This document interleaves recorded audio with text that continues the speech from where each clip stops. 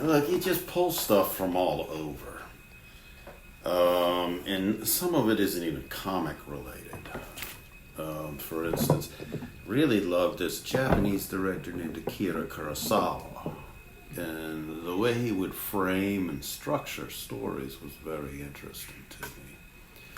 I also looked at Hitchcock. Alfred Hitchcock would storyboard his entire movies.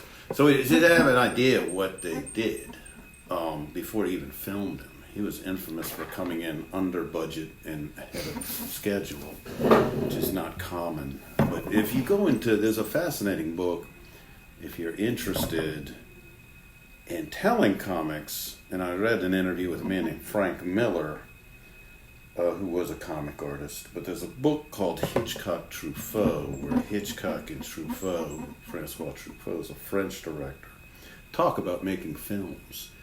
And the information in there about how to structure a narrative is really quite brilliant. Drawing-wise, I was always fond of what they call the dripping brush school, which all comes out of an American cartoonist named Milton Caniff and one of his assistants. They just had this just very black and white style with strong black shadow all over the place. And I loved that drawing. So that came from this point. I need to fix this table, don't I? Yeah.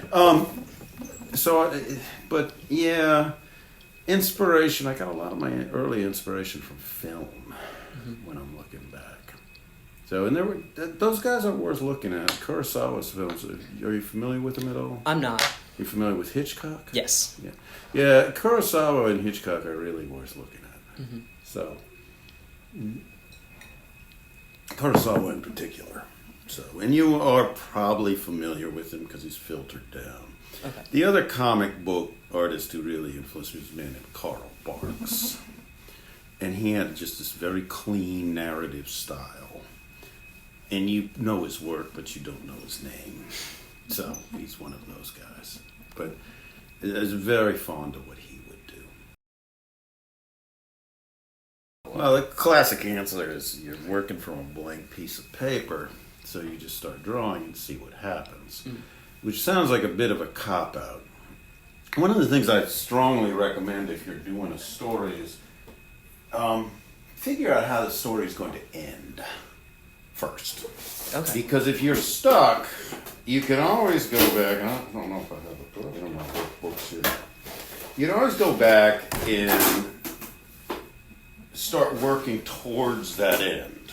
So when you get narratively stuck, figure out your ending first. So when I go into a project, by the time I go into the project, I have a broad outline of what's going to happen, but I know where the end is. And with that, you can build and work towards it. The other thing I really recommend people do, which I don't think they think about enough, is early on, spend time working out your characters. And pay attention, like this is one of my preliminary sketchbooks. And I'll go in and I'm starting to lay out a story here. And I go in and I'll draw all sorts of weird things, like here's a Cessna, various characters that appear in the stories. So I'll work out the details of the characters, but go deeper and start thinking about likes, dislikes, real basic things that may not affect the story but may help you in the end. If you're really stuck, there's a woman who used to work for Pixar, and I think actually she still does, and she wrote, I think it's called 22 Storytelling Rules. It's very brief. And I'm having a brain fart on her name, but it'll come up by the end of the talk. But these little rules are real helpful for sometimes pushing you. One of her rules is coincidences that help a character are bad. Coincidences that cause a character problems are good. Interesting. Yeah, and there's a whole slew of them, and they're very brief. You can read them in about a minute and a half, maybe even quicker, depending on how fast you read.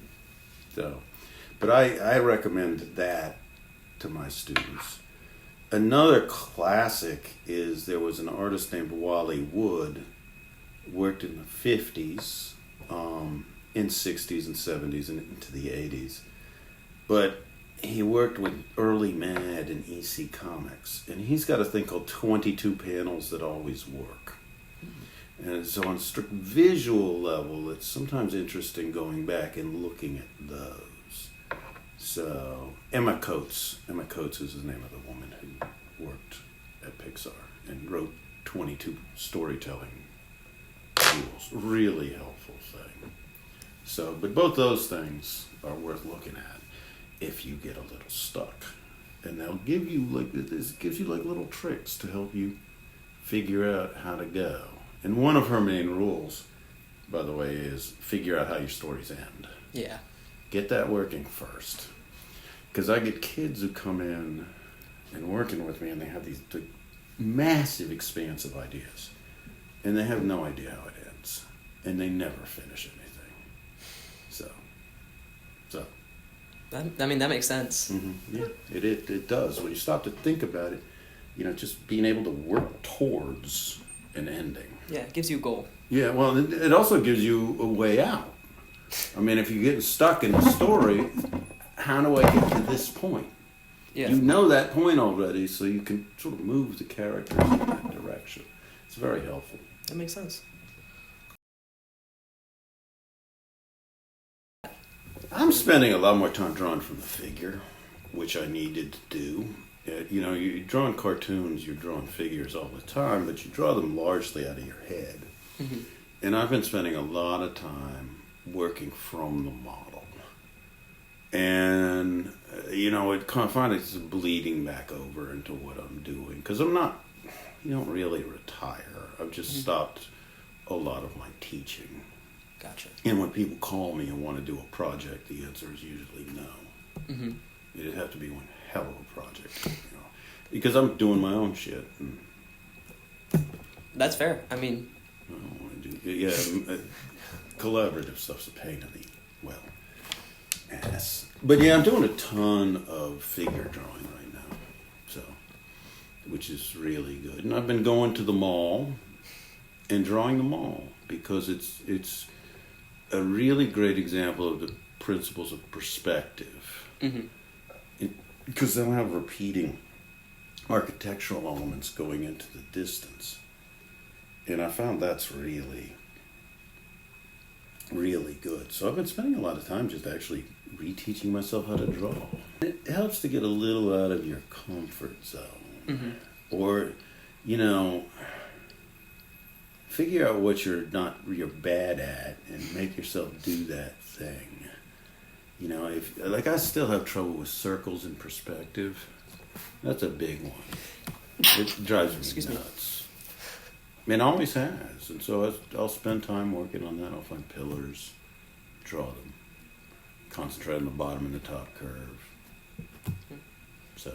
Yeah, that's cool. And there are rules to those things too. It helps. So, but that's been interesting. I've enjoyed that. Because I just have a little more time to just breathe.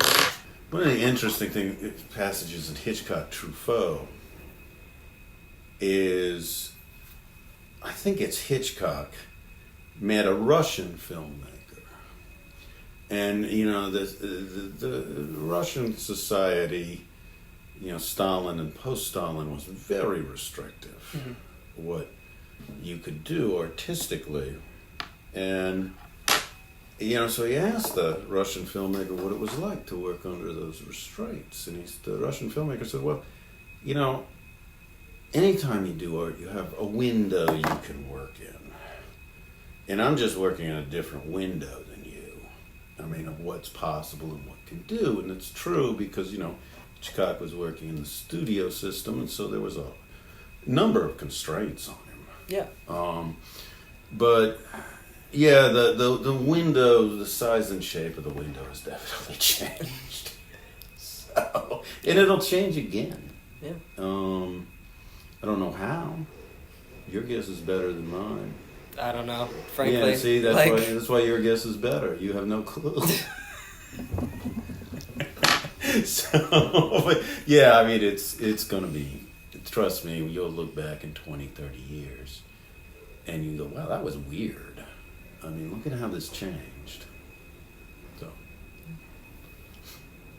I mean, because look, it used to be if I wanted to print up a comic book, I had to jump through hoops. I had one printed in late 90s maybe. And we had to get it, you had to get it press ready and la-di-da-di-da to get it printed. And it cost, you had to have at least a couple thousand copies before you got any sort of break on the printing. Now if I do a comic book and I want one copy of it, I can just get print on demand done and it's like $3 or $4. Yeah. Which is nothing in the grand scheme of things. So it's kind of interesting in that way. Mm-hmm. So, I think the tech has been good for, artists in some ways. Mm-hmm. Not always. Not always, but I think it definitely for like efficiency and convenience. Yeah, it does. It has really screwed up a lot of the pay stuff. Oh, I'm sure. And it's like the streams of income I had in the 90s and the early aughts are gone. They just disappeared. And so it's become very different to make stuff. Because, like, for instance, I did a lot of stuff for local weeklies. Oh. And they're all gone. And, most people are trying to monetize the internet, and the internet tends to want to be free. Mm-hmm. And I'm kind of glad I'm not involved in all that. Trying to figure that out. I have a couple of former students who are doing fairly well with it. But, they'll find their work being distributed with all, Yeah. notice of who did it removed, Mm-hmm. which kind of sucks. It does. I mean, I've actually seen their work a couple of times. Told the people, this is who did this. You need to credit them. But yeah, it's really common. It's gotten really hard, and I'm glad I am not having to deal with that because it seems to me like an endless game of whack-a-mole. Yeah. Where you're just, you get one guy who's using your work, monetizing it for themselves, and then you've got 10 others pop right up after you knock them down. I just drive me batshit. Mm-hmm. So, but I like doing the weeklies and the magazines and stuff like that I was doing. So I enjoyed that, but they all went away. Yeah. They're no longer in existence, or they have an online presence only. So,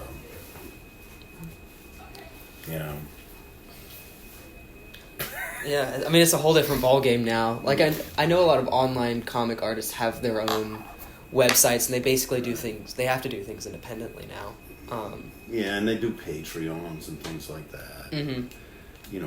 Kickstarters. And it's just a different game, and you have to be far more social.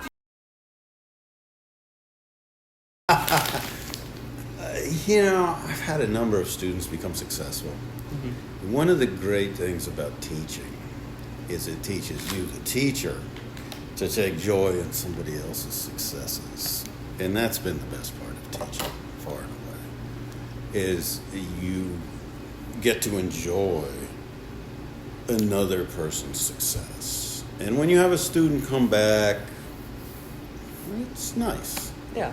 It's nice. I mean, I was just talking to a guy that Jeff knows because he taught him, Stanley Rayfield, who's a portrait painter locally. He's very good, startlingly good. And, I taught him, and I had some positive influence on this guy.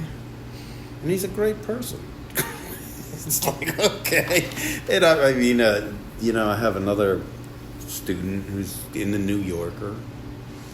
I have a couple students who have worked for Nickelodeon, which is a bit of a grind, apparently. Oh, yeah. But apparently working for the New Yorker is more fun. I have a couple students who won major cartooning awards. I mean, it's just kind of nice. And I won't take credit for all their success, but I figure I might have some small part in it. So teaching's been kind of fun overall. I mean, but it was time to move on. Yeah. And they also, the younger teachers that are coming in are really good, I think. And I don't need to teach anymore. I don't need the money. So I was like, after the pandemic, I was like, I really need to rethink what I'm doing here, because these other people could use the work I'm taking as a 63-year-old man. I mean, it's time to turn it over some 20, 30-somethings and let them run with us for a while and see what they can do, and they're great. Yeah. I don't have any regrets about it. And I'm sure it was a tiring job too. I mean, No, it was kind of fun most of the time. really, Yeah, it wasn't a bad job at all. I'm sure it's different compared to like a school teacher where it's like someone signs up for a class. God, they wanna no, totally. I had a totally different animal. Yeah. My wife is a school teacher, Okay. and one of the advantages to what I wound up doing was I was removed from like the administrative half of schools almost entirely. That's good. And I'd have occasional bump-ins with them, and they'd be educational. It's the nicest word I can use. And I'd been offered teaching jobs, full-time teaching jobs at schools before, and I turned them all down. And I really don't regret that. So, because I still got to do what I wanted to do instead of dealing with school administration and teaching and discipline 50, 60 hours a week. Yeah. So, which is what Jeff does. I don't know how he does it. Frankly, I don't know how either. Yeah, he's good at it though. He is. But it's a grind. So, but yeah, what I did was a lot more fun. So I managed to luck out.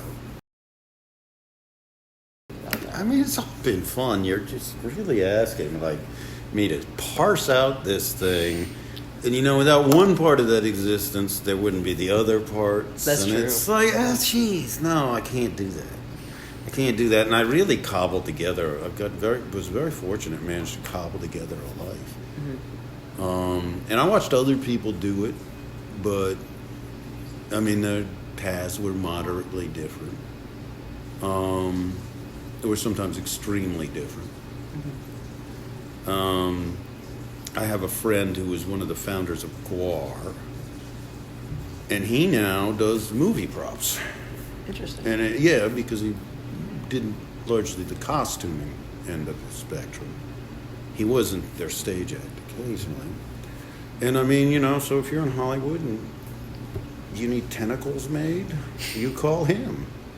That's what he does. And that's a kind of a neat little path. So these odd little paths that people wandered through. So,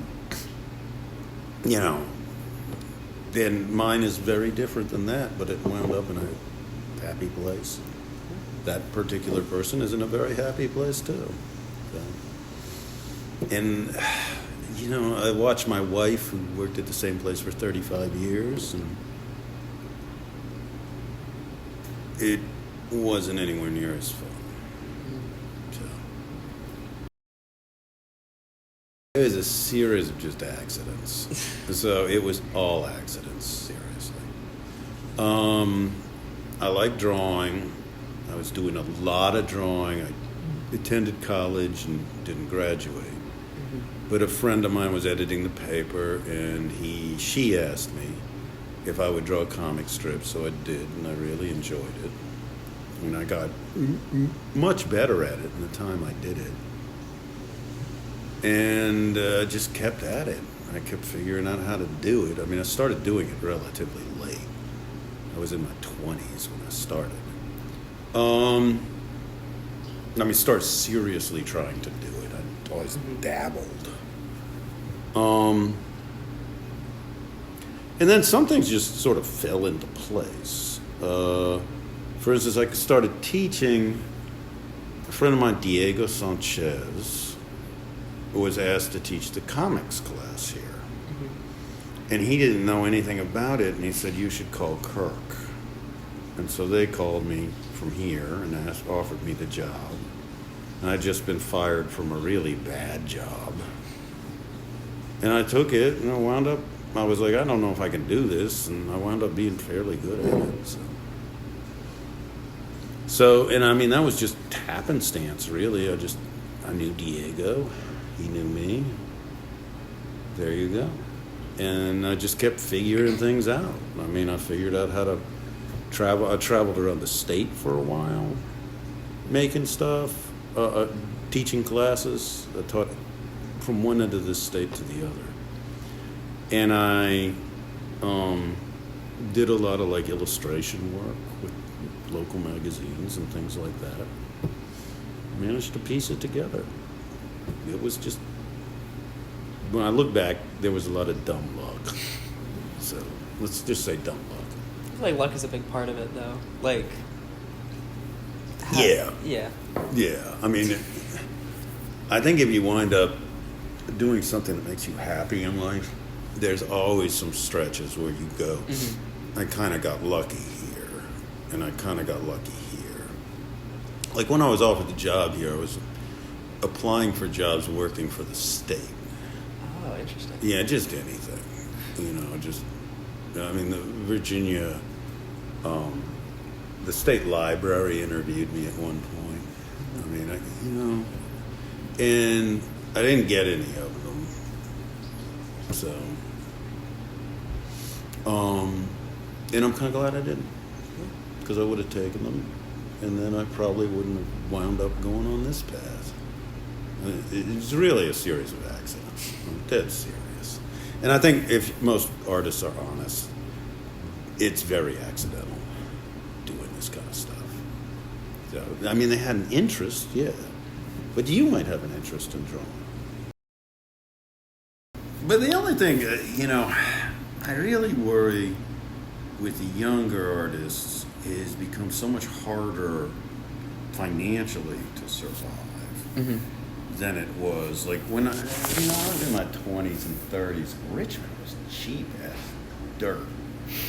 And I mean, there were areas that were just kind of like bombed out of whole, industrial things. Yeah.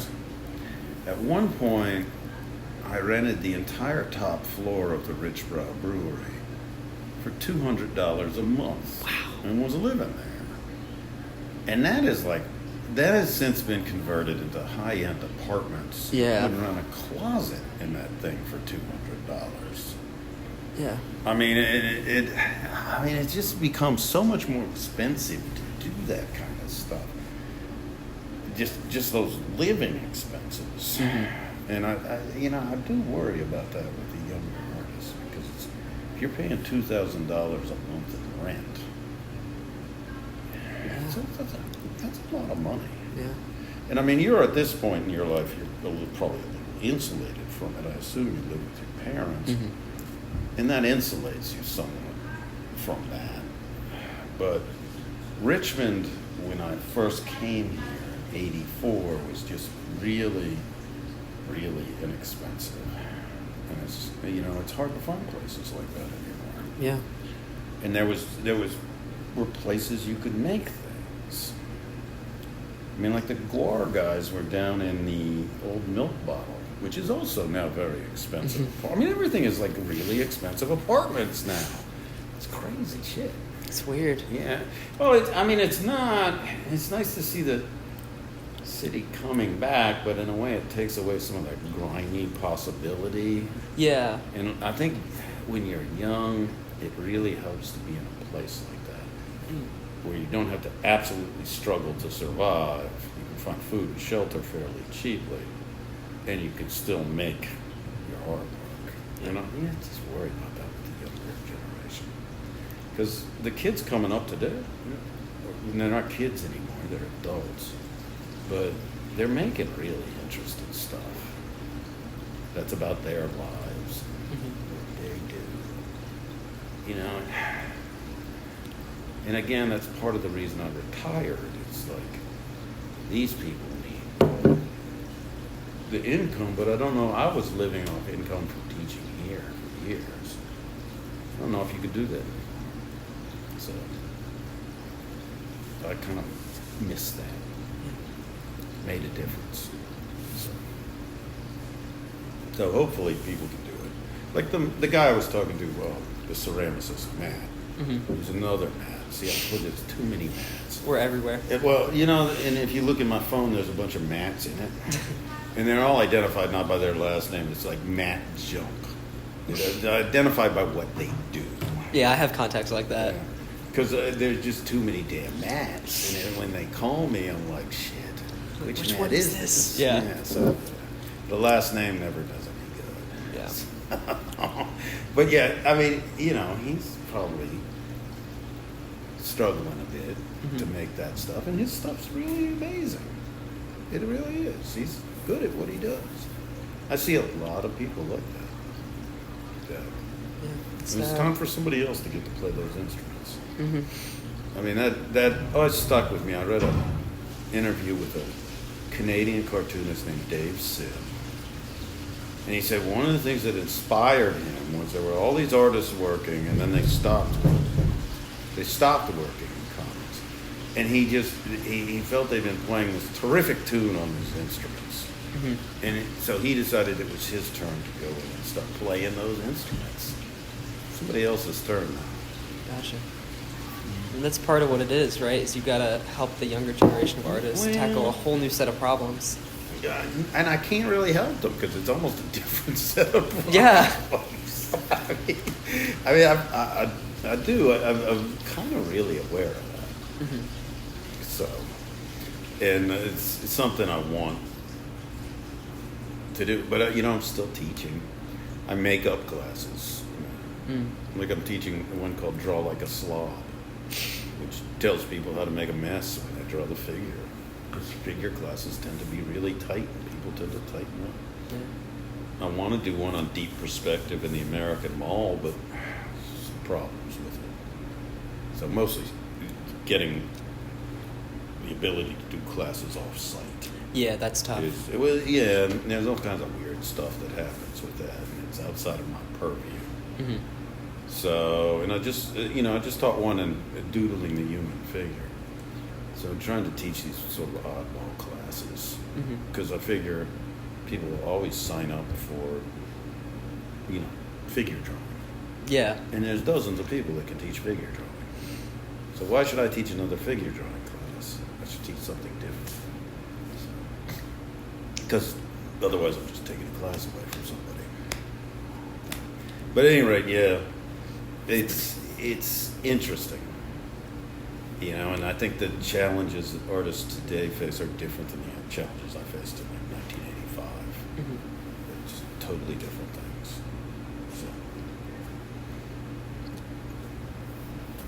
So, and I hope they can keep doing it. I'm sure they can. Well, I've seen too many people just get bogged down. Yeah. Over the years, and the people who keep doing it, I really have a lot of respect for them. I've got a buddy who wound up becoming an elevator mechanic in New York, and that enabled him to keep doing his art because he was making enough money, and he's a very good elevator mechanic. By the way, if you ever meet any elevator mechanics, especially from New York, talk to them because they have fascinating stories. Because New York has every type of elevator ever made. Oh, yeah. And New York runs on elevators. People don't realize it. But that enabled him to do his art, and he's been written up in, like, The Guardian. So that's pretty good stuff. But, he's also looking at retirement. He's my age. So, and you don't really retire. Not really retirement. Yeah. It's impossible to stop doing artwork. Yes. It's kind of a weird curse. You don't know, and I feel like I've been passing the curse on to people now for 40 years. Ask Jeff how he feels about passing on the gypsy curse for me. I'll ask him. You know I became Coach Hall, don't you? You were? Does anybody tell you how he became Coach Hall? No, I don't. He was teaching at Henrico, I think it was. Yeah. And he realized that all the coaches got given like sort of this extreme deference. Interesting. So even though he coached nothing, as far as I know, coach has never coached a class, a sport rather. He just started announcing, like on the first day of class, I am Coach Hall. Did it work? And yeah, it did.